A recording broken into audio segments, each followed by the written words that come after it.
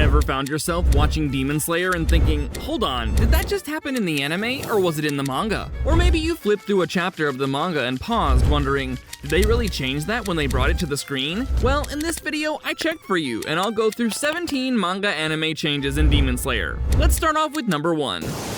Number 1. The Tanjiro Training Arc. In the manga, the arc is from chapter 6 to chapter 7. The Tanjiro's training arc in the mountains is rigorous and detailed, but the anime decided that viewers need to feel every muscle ache and every drop of sweat. The training montages in the anime are so intense, you might feel out of breath just watching. In the anime, Tanjiro practices swinging the katana relentlessly, performing 1,000 swings, whereas in the manga, he only does 716 swings. Urokodaki, his mentor, challenges him even further in the anime by asking him to do an additional 500 swings. Additionally, the animated version provides a more detailed portrayal of Tanjiro's overall training journey. The anime also adds more depth to Urokodaki's character, making him more than just a strict trainer, but a mentor with layers, much like his masks.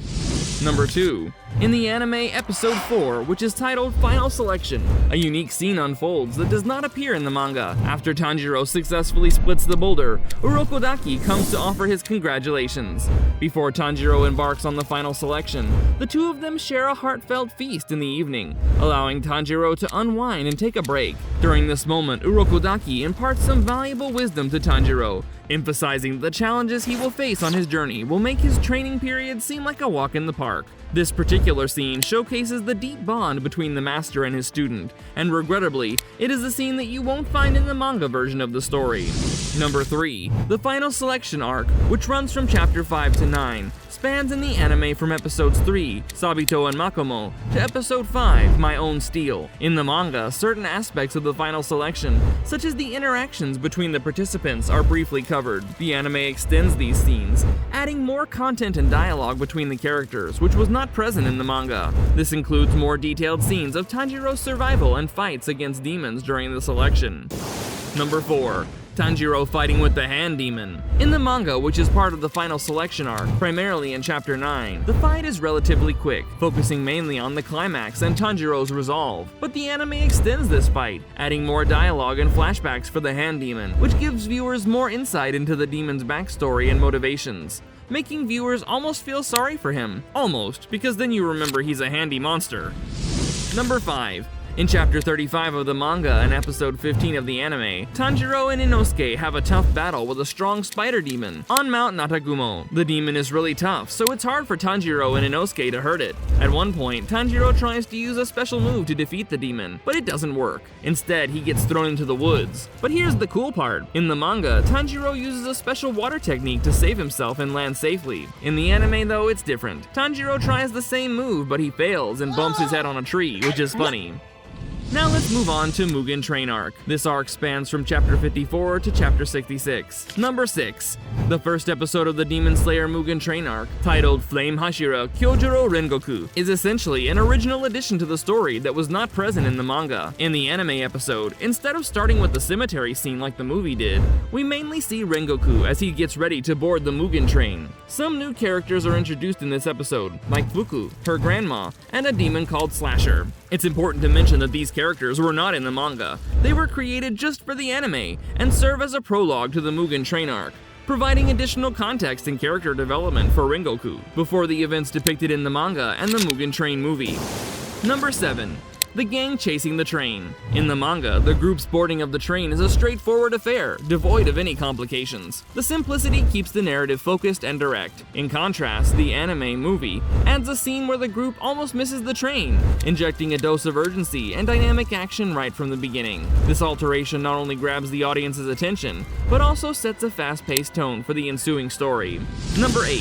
Nezuko's role in Zenitsu's subconsciousness. Within the manga, Nezuko's presence within Zenitsu's subconsciousness is relatively minimal, ensuring the storyline remains tight and focused. Conversely, the anime movie expands her role, likely aiming to capitalize on her popularity among fans. This decision not only gives Nezuko more screen time, but also potentially heightens the audience's engagement with her character. Number 9. Tanjiro's Dream Invader scenes. The manga version of Tanjiro's Dream Invader scene is rich in detail, offering a profound exploration of his character and internal battles. The anime movie, while possibly considering or altering these scenes, leverages the visual medium to deliver a uniquely immersive experience, providing a different but equally impactful viewpoint on Tanjiro's struggles. Number 10. Tanjiro waking up fewer times. In the manga, the fewer interruptions in Tanjiro's awakening process lend a more straightforward and focused narrative flow. The anime movie, by depicting multiple awakenings, intensifies the drama and tension, engaging the audience's emotion and keeping them on the edge of their seats. Moving on to Entertainment District Arc. The Entertainment District Arc is made up of 30 chapters in the manga, and even though Demon Slayer chapters are usually short, Season 2 of the anime decided to add more content to make the story better instead of cutting things to save time. Number 11. In the anime, there's something important about Tengen Uzui's swords that they didn't mention. You see, Tengen Uzui uses two swords connected by a chain, like nunchucks. In the manga, there was a part where it said that these swords can explode when they hit something, and nobody had survived getting hit by them until Gyutaro and Daki. The anime doesn't have a narrator to explain this, so they didn't include this information. But it's essential because it helps us understand why there are so many big explosions during Tengen and Gyutaro's final fight. Tengen was using the full power of his explosive swords. Surprisingly, this detail about Tengen's weapons is one of the most significant things left out of the entire arc compared to the manga. Number 12. In the manga and anime, the Entertainment District arc begins when Tanjiro comes back from a mission at the Butterfly Mansion and finds Tengen taking Aoi and Naho. But in the manga, there's a mission where Tanjiro and Nezuko fight a spider-like demon, but this mission isn't shown in detail. It's just mentioned that Tanjiro returned from a mission. This mission isn't super important to the main story, but it's cool to see the Kamado siblings team up. Number 13. In the manga, Tengen and the guys go straight to the Wisteria house once they arrive in Yoshiwara, which is where the Entertainment District is. But in the anime, there's an extra funny scene where Inosuke and Zenitsu get into some trouble, and Tengen has to deal with them like a babysitter, trying to keep them in check while they explore the city. This addition doesn't change the main story much, but it adds some humor and helps show how the boys interact with this new Hashira. Number 14. In the Entertainment District arc, there's a new scene in the anime that shows a flashback of Tengen and his wives visiting the Uzui family grave. This scene is not in the manga, and was created just for the anime. It helps us understand Tengen's character better, and shows that he and his wives truly care about each other. This arc is all about Tengen Uzui, so this extra flashback gives us more insight into his personality. It also adds suspense, because it makes it seem like Tengen might be the second Hashira to die, while fighting a powerful upper-rank demon. Number 15. The anime's last fight between Tengen and Gyutaro was one of the most impressive battles in Demon Slayer so far. But in the manga, the final fight was much quieter. In the manga, after Tengen learns his musical score technique, there's only a short, not very important fight between Tengen and Gyutaro before Tanjiro quickly comes in and kills the demon. In contrast, the anime made this fight much more intense, like the fights in Dragon Ball Z, with lots of explosions, fast punches, and things getting destroyed. Because it was the first time in 100 years that an upper-ranked demon was defeated, the anime made it more exciting than the manga did. It was really well done in the anime. Number 16.